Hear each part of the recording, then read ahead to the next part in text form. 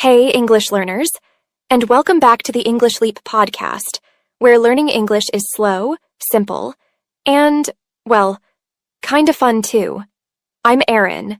And I'm Evan. So, Erin, how are you today? Feeling good? Yeah, actually, I feel pretty fresh. You know why? I went for this little morning walk.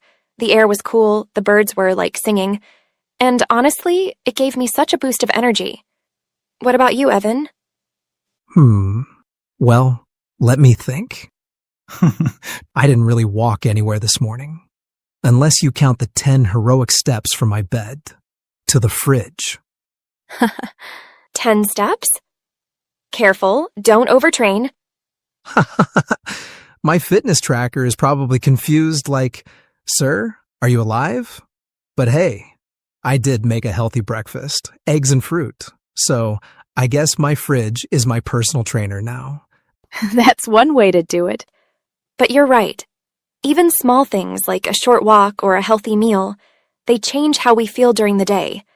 And speaking of small things that make a big difference, remember last week we asked you all what topic you wanted us to cover next? Yes, and so many of you wrote to us asking for this one, fitness and health routines. So, here we are. Today's episode is all about simple fitness habits that make you feel stronger and healthier, and also give you useful English to practice. And to make it even easier for you, we've created a free PDF guide for this episode. It's packed with all the key points, comprehension questions, and grammar practice to help you learn English faster. You'll find the link in the description. Just download it, save it, and give it a real chance. Trust me, future you will be so glad you did. Oh yes, and don't forget to stay with us till the very end, because Crystal will join us for the vocabulary breakdown, where she'll explain some useful words from today's talk. Because just like fitness, learning English is about small daily steps, not one big leap. So grab a glass of water, or if you're like Evan, maybe a snack too. And let's dive into today's episode, fitness and health routines. All right, so where do we even start? When people think about fitness, they often imagine 1-hour workouts in the gym, heavy weights, sweating buckets. But honestly, that's not the best way to begin. Yes, totally. Fitness starts small. I remember when I first tried working out, I thought I needed this huge plan. But in the end, what actually worked was something tiny. Just 5 push-ups every morning. At first it felt silly. But, after 2 weeks, it became automatic. Yeah, I love that. It's funny how something so small can turn into a habit. I had the same thing with walking. I just started walking to the shop near my house. Only 10 minutes. But after doing it every day, it didn't even feel like exercise anymore. It was just part of life. Exactly. And James Clear, in Atomic Habits, says it best. Small, consistent actions create big results. So that's our first point. Start small, build habits. Don't wait for the perfect plan. Just begin. Yeah, and once you do begin, there's another part that really makes a difference. Your mornings. Because the way you start your day kind of sets the tone for everything else. Yes. For me, if I check emails right after waking up, I feel stressed all day. But if I stretch for 5 minutes, drink some water, maybe step outside for a bit of air, I feel calmer and more ready. Same here. I tried adding 1 glass of water before my coffee, and honestly, I felt more awake than usual. Like my body was saying, "Thank you." Right. And in the book No Sweat, the author says mornings don't have to be heavy workouts, just light, enjoyable movements that wake you up. So, point 2. Design your morning energy routine. And when you think about it, it's not just mornings. Movement throughout the whole day makes a huge difference too. Oh, yes. Like, when I take the stairs instead of the elevator, it feels like nothing. But by the end of the week, it really adds up. Same. And I sometimes do stretches while I'm on phone calls. People can't see me anyway. So I roll my shoulders or just walk around while talking. That's smart. And the book Spark actually says this: movement keeps not just your body active, but your brain too, which is amazing. So, our third point is move throughout the day. Because fitness isn't just gym time. Every step counts. Yes, I love that. And speaking of steps, let's move to the next part of fitness: strength. A lot of people think strength means, lifting heavy weights in a big gym. But actually, it can be so much simpler. Totally. For me, strength started with planks. The first time I tried, I couldn't last more than 20 seconds. I was shaking like a leaf. But little by little, I added more time. Now, I can hold it for a full minute without falling on my face. That's progress. For me, it was groceries. Carrying heavy bags up the stairs felt impossible at first. But after a few weeks, it didn't feel like exercise anymore. It just felt normal. And I realized, hey, I'm actually stronger now. Exactly. And books like Bigger, Leaner, Stronger and The 4-Hour Body talk about this. Strength and endurance aren't just about how you look. They make everyday life easier. From posture to carrying things to just walking with confidence. So that's our fourth point: strength and endurance as foundations. You don't need a gym. Your own body can be your gym. And of course, strength is only one side of the story. The other side is food. Because, let's be honest, you really can't outtrain a bad diet. Oh yes, I've learned that too. I remember when I was running 3 times a week, but also eating chips and drinking cola almost every night. And guess what? I didn't feel healthy at all. Same here. I'd go to the gym and then reward myself with pizza right after. It felt good in the moment, but my body didn't thank me the next day. Exactly. And that's why in the fitness mindset, Brian Keane says, eat real food. Vegetables, fruits, protein, water. It doesn't mean never having pizza or cake again. It just means balance. Yeah, balance is the key word. Like, enjoy the treat, but also give your body the fuel it needs. Otherwise, you'll always feel low on energy. So that's our 5th point: fuel your body right. Because food isn't just for taste, it's for energy. And then comes something people often skip: rest. Which happens to be my favorite part. I knew you'd say that. But you're right. Rest is just as important as exercise. Yeah, I once tried one of those no days off workout challenges, and I'll be honest, by day 12, I was completely exhausted. I couldn't keep going. I think so many people have that experience. But when you take rest days, your muscles recover, your body rebuilds, and you actually come back stronger. And it's not just about muscles. The book Spark shows that sleep and recovery help your brain too. Memory, focus, even learning new skills like English. Yes, I've felt that myself. After a good night's sleep, my mind is clearer, I can focus better, and everything feels lighter. So that's our 6th point: rest, recovery, and sleep. Don't think of rest as being lazy. Think of it as training smarter. Yes, exactly. And I think this connects to something bigger: mindset. Because so often we wait to feel motivated before we do anything. But, motivation comes and goes, right? Oh, completely.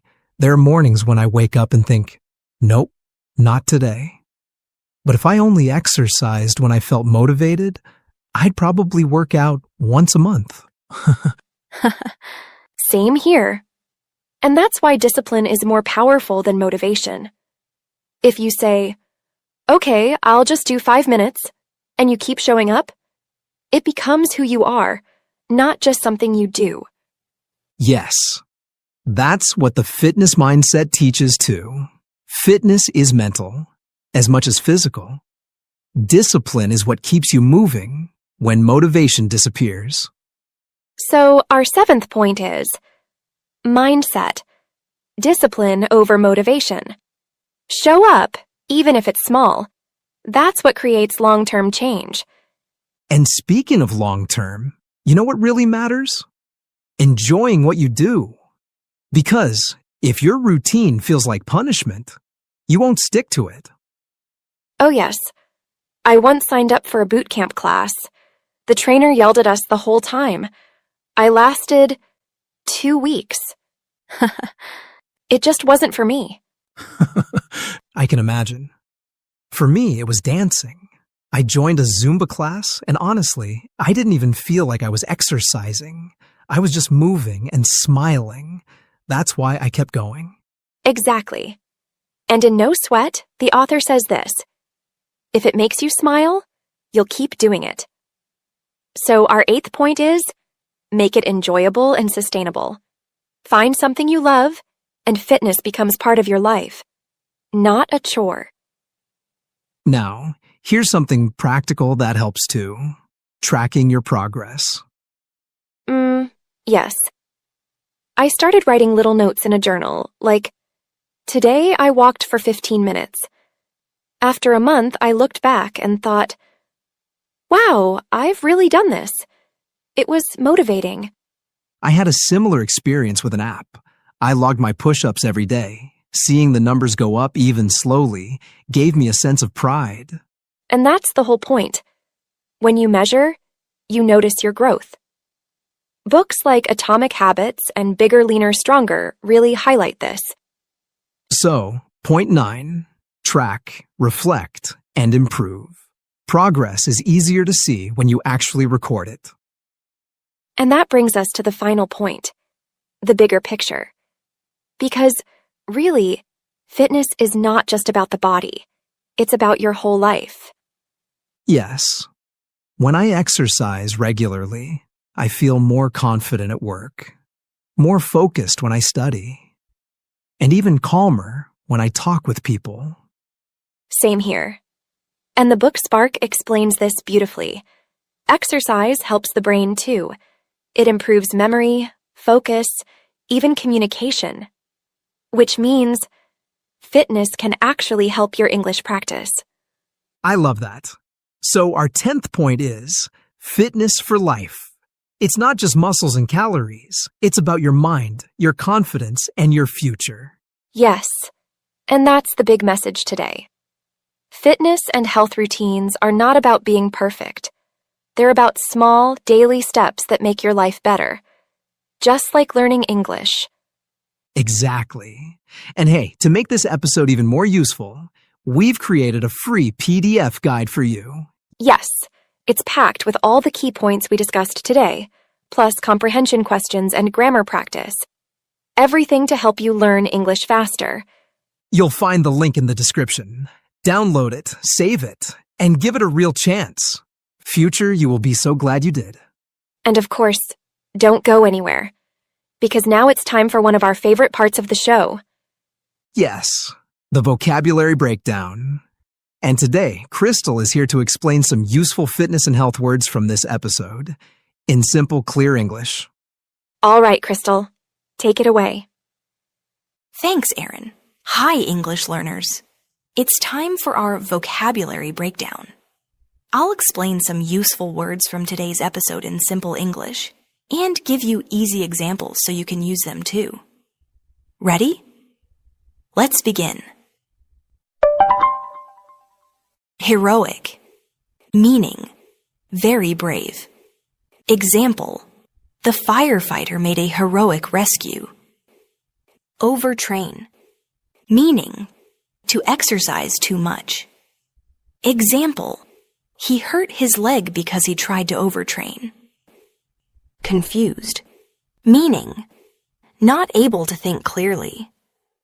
Example, I was confused by the hard question. Automatic, meaning something you do without thinking. Example, brushing my teeth is automatic for me now. Consistent, meaning doing something regularly. Example, she is consistent with her English practice every day. Endurance, meaning the ability to keep going without getting tired. Example, running long distances needs a lot of endurance. Balance, meaning the right mix of things. Example, a healthy diet has a balance of fruit, vegetables, and protein. Discipline, meaning doing what is needed even when you don't feel like it. Example, he had the discipline to study every night before bed. Sustainable, meaning something you can continue for a long time. Example, walking every day is a sustainable exercise routine.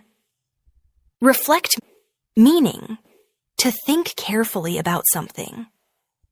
Example, she likes to reflect on her progress at the end of the week. And that's it for today's vocabulary breakdown. Back to you, Evan and Aaron. Thanks, Crystal. Those are some really useful words. And, I think I need to work on that discipline one myself. Don't we all? And to all our listeners, we hope today's episode gave you not only English practice, but also some inspiration to take small steps toward a healthier routine. Yes. And we'd love to hear from you. Share your own fitness routines or small habits in the comments. All right, that's it for today. Stay healthy, stay consistent, and keep practicing your English. We'll see you in the next episode of the English Leap Podcast. Bye for now. Your progress doesn't end here. To continue advancing your English skills, click on the next video or explore the additional videos we've thoughtfully selected for you.